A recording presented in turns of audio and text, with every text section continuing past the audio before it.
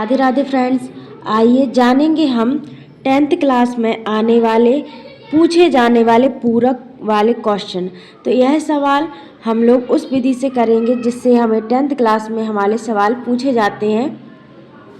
बहुत ही आसान है और हमारे 10th क्लास में अगर यह वाला सवाल देख लिया तो आप लोगों के नंबर पक्के हो जाएंगे। तो सवाल हमारा दिया है 6, 72, 120 का हमें क्या करना है, अभाज्य गुणनखंड ज्ञात करना है। इनमें से हमें एलसीएम और एचसीएफ दोनों ही निकाल सकते हैं, तो निकालेंगे हम। पहले हमें निकालना है एलसीएम, हमें ज्ञात करना है इन सारी संख्याओं का अभाज्य गुणनखंड से। अभाज्य गुणनखंड करने वाले हैं तो सबसे पहले हम 6 का करेंगे। कैसे करेंगे, 2 से कटेंगे, 2 एकम 2, 2 दूनी 4, 2 तिया 6। ठीक है, अब 3 से करेंगे, 3 एकम 3। ठीक, अब यहाँ पर 72 दिया है, 72 को काटेंगे 2 से, 2 तिया 6 और 2 छिक्के 12।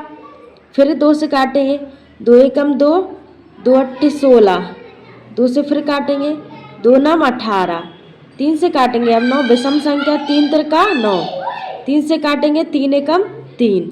ठीक है, इतना कट गया। अब बचा हमारा 120। फिर 2 से काटेंगे, 2 छिक्के 12, 1 0, 2 तिया 6, 1 0, 2 एकम 2, 1 बचा, 2 पंचे 10। अब काटेंगे, 3 पाँचे 15, 5 एकम 5। ठीक है, इतना सभी को समझ में आया। नेक्स्ट अब हमें क्या करना है, इन सब संख्याओं का अलग अलग लिख लेना है।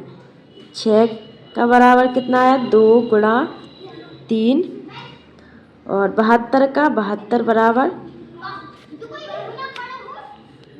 2 गुणा 2 गुणा 2 गुणा 3 गुणा 3, और 120 का 120 बराबर 2 गुणा 2 गुणा 2 गुणा 3 गुणा 5।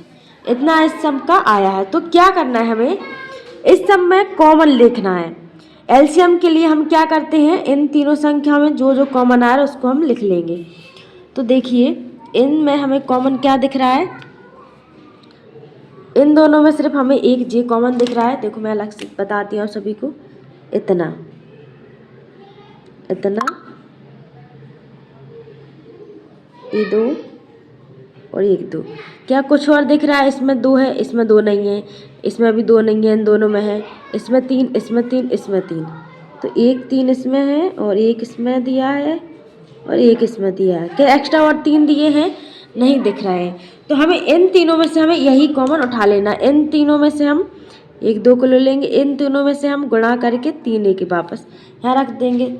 2 तिया 6, क्या आ गया हमारा 6 आंसर।